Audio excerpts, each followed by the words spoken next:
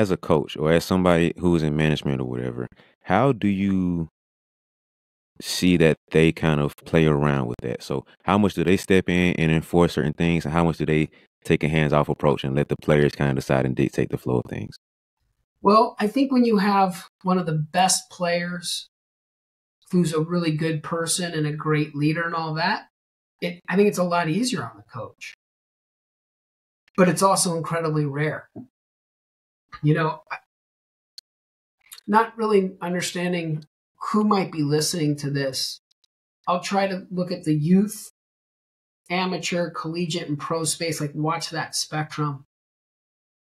I think most children have a really interesting relationship to their sport.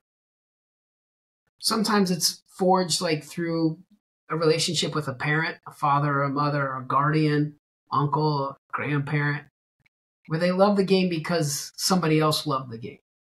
So there's this kind of like adoption phase. Oh, you like that? I like it too. But then there's this internal kind of fire, like, I really like it. Like, I just want to see how good I can be. Like, I want to know, how many shots can I make in a row? And those are the kids that you see kind of like in the park or the playground or even in like some driveway somewhere, just putting up shots, right? Until mom says it's time to come home for dinner kind of thing, or someone says it's time to come home for dinner. And then they start to get good because they have such a passion for trying to solve the puzzle. They get really good. And then the world around them changes. So like when I do psychological profiles for draft players, one question I like to ask the players is, at what age did people start to treat you differently because of what you can do on the field or the court? And it's amazing because I'm watching and listening, and these kids are telling me that change where people start to treat them different is happening at younger and younger stages of development. So why is that important? And thanks for letting me be long-winded. I know I can kind of go on a podium for a bit. It's important two ways. One is most children develop when there is an out of balance moment in their lives, and then they have to kind of figure it out and connect. So rules and structure and things like that can be really helpful because it's like, like developing a good bedtime routine where you brush your teeth and you take a shower and then you read a book and then you go to bed. Like getting into those kinds of routines helps provide ways of working through life. So, babies that learn to crawl, walk, and climb, like there's a lot of stumbling and falling, and then it clicks, and then it's the next level, and then it clicks, and then the next level clicks. When people start to get treated differently, they're given life hacks or cheat codes.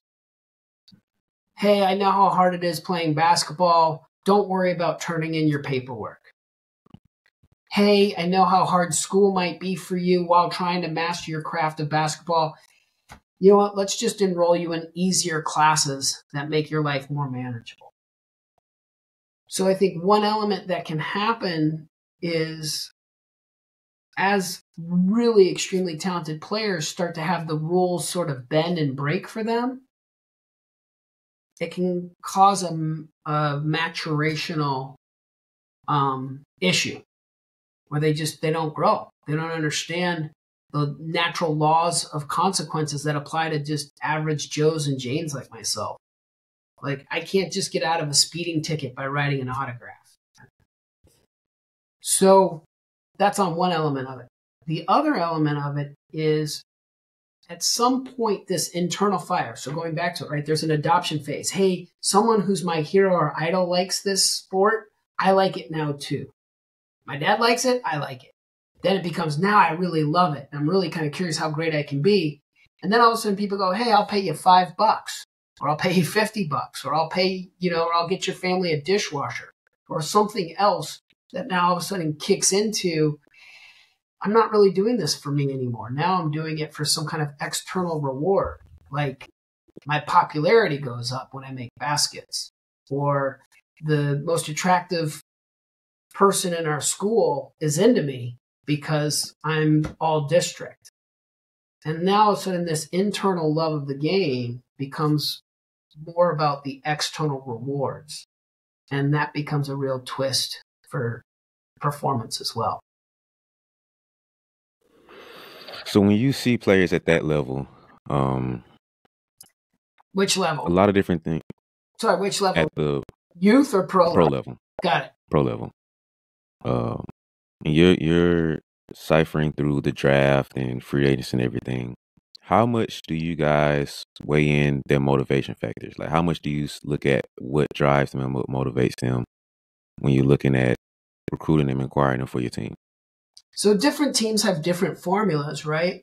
But the motivation element is key, because if they're below the neck is like a Ferrari, but the above the neck is like somebody who's never been in a car before, I don't care how primo the Ferrari is, it's not going to drive right. So if you think about between the ears being the driver, then motivation's everything. There's a famous study in psychology that I'm sure you're familiar with that involves how you can train a mouse to press a lever to get a piece of cheese. And it's funny because you'll see this in pro sports of recent, where they would have things like turnover chains and stuff like that, things to motivate the players to go for some kind of reward.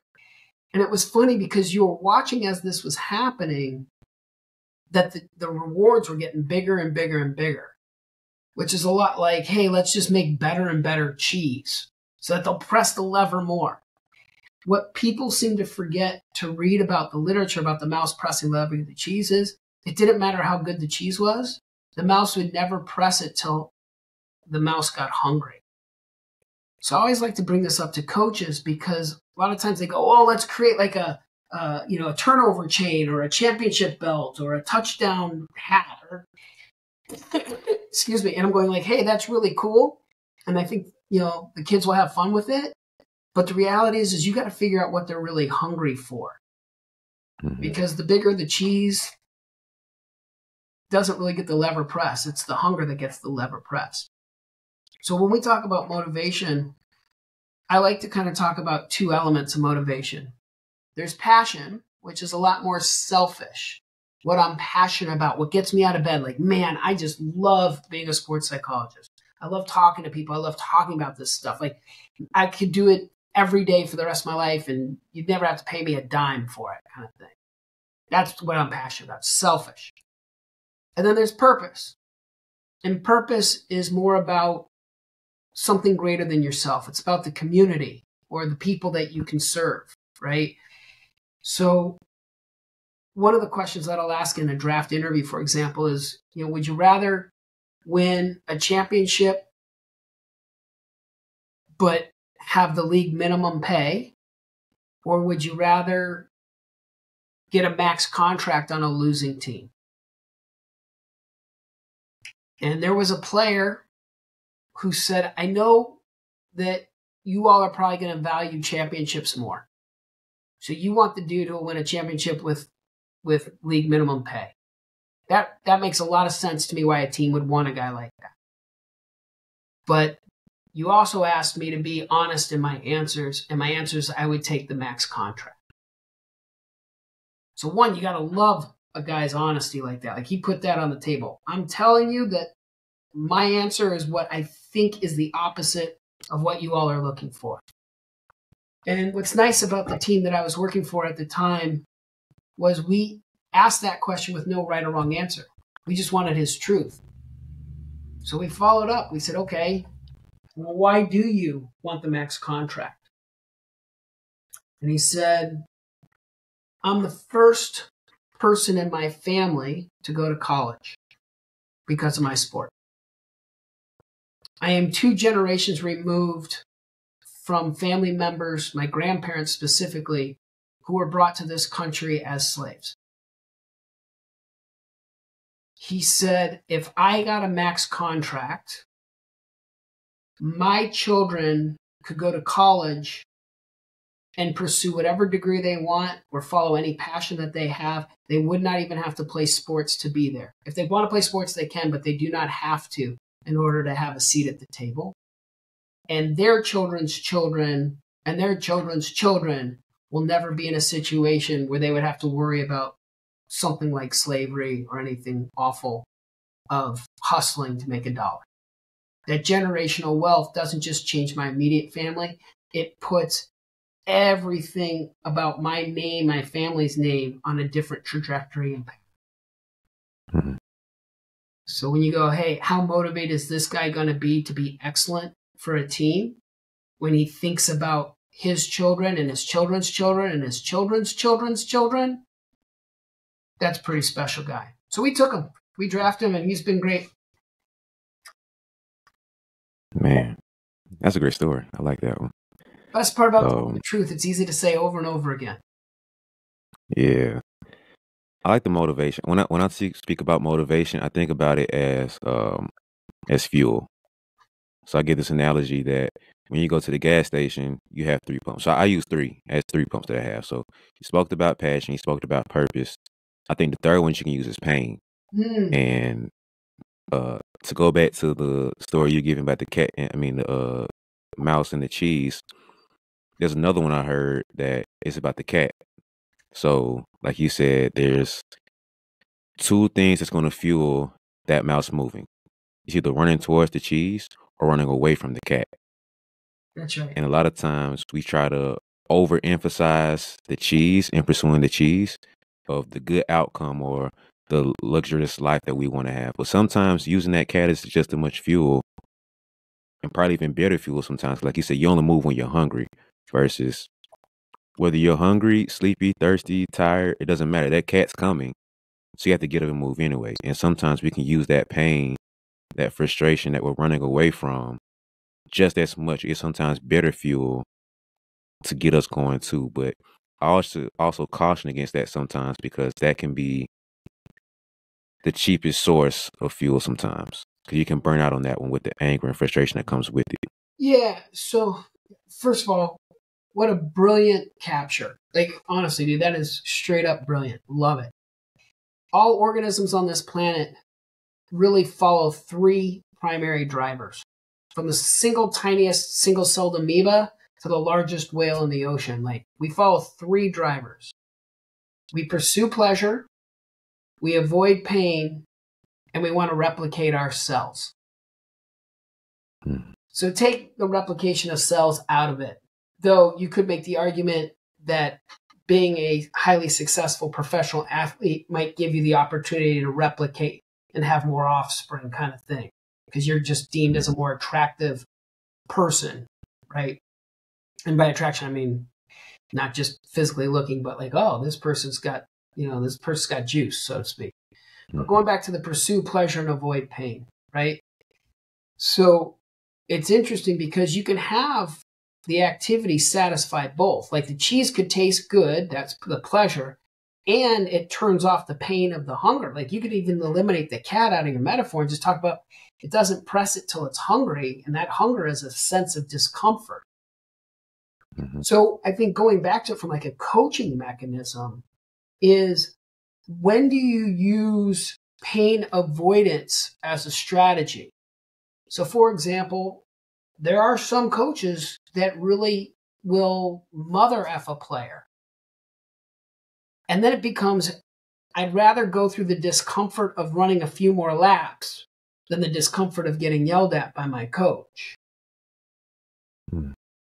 And then there are others that use more of a reward mechanism. Like, hey, if you run some laps, we'll all have cupcakes at the end of practice, or whatever the case may be. What I have found is, when you over-reward a team and you give nothing but pleasurable experiences, you have to continue to keep raising the bar on those. So it's what happens is human beings have a tendency to satiate. Kind of like when you jump into a pool, the pool temperature doesn't change, the water temperature doesn't change. We just get used to it. So same thing is, like, if you start giving cupcakes at the end of practice, now you have to make that a standard because the one day that you don't bring cupcakes, they're going to go, hey, where's our cupcakes? Like that no longer was a reward. That's now just the norm. So I think when you use the reward mechanism too much, you don't get the same kind of output because they've acclimated or they've just become used to, this is the reward I get. I deserve it. It's just for showing up. Similarly, if you do the pain stuff too much, you can install fear and hopelessness. People will give up and quit. Like, hey, this is just too painful and there's no pleasing this guy. I'm out. So I think a real balance is when you know when and how to implement rewarding moments and enriching moments, as well as how to implement accountability moments or harsh moments. The literature talks about if you're going to install some form of punishment or pain, it should be high in intensity and short in duration. So I tell coaches, if you're going to mother F a player, it should be high in intensity, short in duration, and you should be mindful of the side effects, which is fear and hopelessness. So if you do it wrong, know this. They're going to start looking over their shoulder every time they miss a shot. They're going to look to see, are you about to mother F them again or not? And same thing, like if you over reward them, they're not going to pursue greatness either. I was reading in this book saying something similar to that, where you can't always just give the reward because, like you said, you have to go bigger and better because, like you said, we become accustomed and used to it. So it's more of an expectation than like a driving source of what I want to get to at the end of the road. So if every day you got home, there's a big party for you, there's been more expectations. Like, that sounds amazing. Like, oh, I'm throwing a party just for me. Oh man, this is special. And for the first week, it'll be cool. But then after a while, it's like, man, I wonder what it's gonna throw this time. It's gonna be like a Mexican party. Is it gonna be a fiesta? How is it gonna be this time? It's gonna be cake or cupcakes or ice cream. And so your mind changes from, man, that was special, to now you're maneuvering through the level of expectation that you have around it, to where it's like, oh, now you're disappointed where they didn't have this type of thing, they had that thing, and that was wrong. So we do produce a neurochemical called dopamine. And some people will talk about how dopamine is part of the kind of like happiness. There's a few neurochemicals that people associate with happiness. Dopamine, oxytocin, serotonin, and endorphins. I always remember it as dose. Get your daily dose, right? DOSE. But let's talk about dopamine for a second. Dopamine is kind of like the happiness we get from the thrill of the hunt. Dopamine has a lot to do with addiction and chasing. So you can even sometimes hear people go, oh, you got to get your dopamine fix, kind of thing.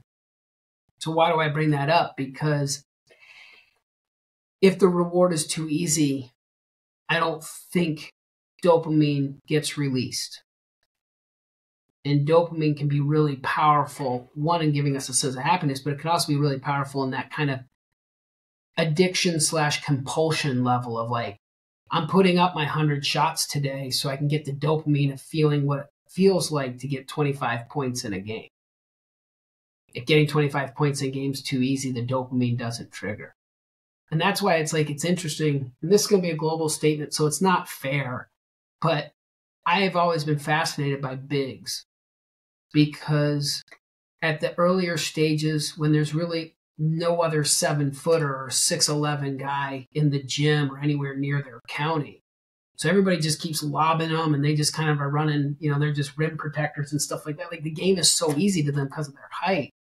And then they work their way up to more advanced levels. And all of a sudden they're going up against other tall guys. And it's just like, it's a real calibration. Like, holy crap, what am I doing? What's going on here? And so I think it's interesting because people who are physically gifted at earlier stages of their career, at the youth stage, it becomes an interesting dynamic of, yeah, it's good enough. I can do just enough to win. Versus those that really pursue excellence are like, I can win by 2 points or I can win by 20 points. Like, I think another question to explore with certain athletes is would you be satisfied with losing knowing you played your best?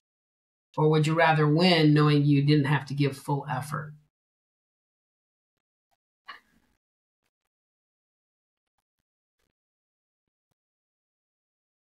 That's a tough one.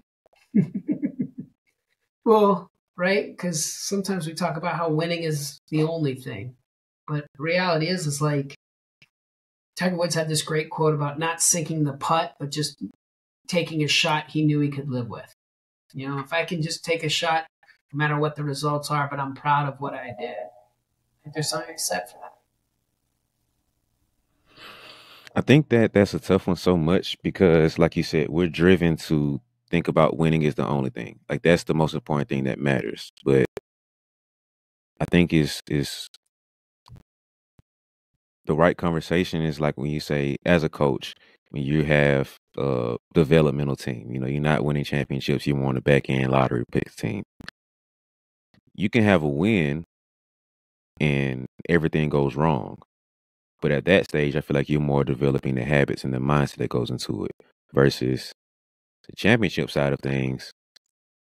We'll take either one, preferably the win with the ugly way because the ranking matters. And then when you get in the playoff mode, I don't care how we win. We need to get 4 wins this round. It doesn't matter. So I think that's a really tough one because it depends on the stage that you're at and the conversation we're having. But overall, I think that's a good one. Well, it kind of goes back to a coach. There are a lot of coaches at varying degrees of development where they can win, but really at the sacrifice of more longevity or career benefit. So again, you got a tall guy on your team and he's a foot above everybody else. It's like, hey, just keep feeding Jones, keep feeding Jones, keep feeding Jones. But now none of the kids are developing the fundamentals of passing or dribbling or even the tactics of the sport, dribble handoffs and ISOs and all the other kinds of things. And then, yeah, they're winning, but they're winning kind of like through a way that's not really making them better. So I don't know if this is true or not, but I am a big believer that good prevails and doing things the right way generally leads to good results, if not in the immediate, in the long term. So I always encourage people to kind of focus on the pursuit of excellence. And I think Bill Walsh had this quote like, you pursue excellence and you focus on the details and the process and the results will take care of themselves or something like that. As you can see, I'm a little bit of a Kobe fan. So I'm big on the process. And to kind of go back to what we were talking about earlier, the dopamine fix, and to go back early with that of the attention span. I think that when you talk about really enjoying the process and figuring out that balance of the short-term dopamine fix to stay focused on a bigger picture and delayed gratification. How can we have that balance to where it's 82 games in a season or it's going to take you 4 years to get to this point? How do you get to where we're staying focused and delaying long-term gratification to where we can actually get to the point where we can enjoy that end goal that we're looking for? I think that's one of the great mysteries of sport and in life, right? Like, it's funny if, let's say, you wanted to lose 20 pounds. There's no real way to do that overnight. I mean, yeah, you could do surgery and stuff like, but I'm just saying realistically, you can't lose 20 pounds overnight.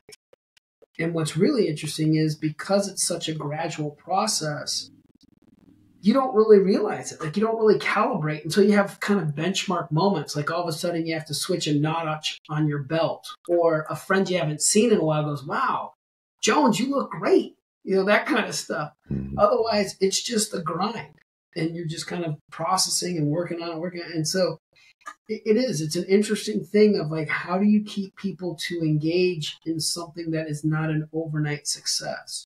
And I feel like, and this might be like the old fart in me, like sitting on my porch, whittling, saying like, "Kids, get off my lawn." But like, I feel like now more than ever, we're demanding a sense of immediacy regarding our rewards, our enlightenment, our results. Like, and why shouldn't we think otherwise? Like, it used to take us months to communicate to people from other parts of the world. Now we can do it instantly. Writing a letter and handing it to somebody who rode a horse, to just get across the country. Like, now it's like we can just shoot a text. So we've evolved as a species, I think, to move very fast. And yet there are still certain elements, like mastery of craft, that takes thousands and thousands and thousands of hours. But I think that's the tough part for this generation. I think me included, because we do see the instant overnight success, and we're told that we should be doing things at this point in time in life, and we see the success that other people are doing. And sometimes we see the shortcut where we're a 13-year-old watching what this pro guy is doing and thinking, oh, I should be doing what LeBron is doing. I should be doing what this player is doing at this level. But you didn't see the build up to get to that point. And I think sometimes we have to zoom back out and say, follow steps 1 through 13 on the ladder, because they're on level 15. So go back to step 2 that they had. Yeah,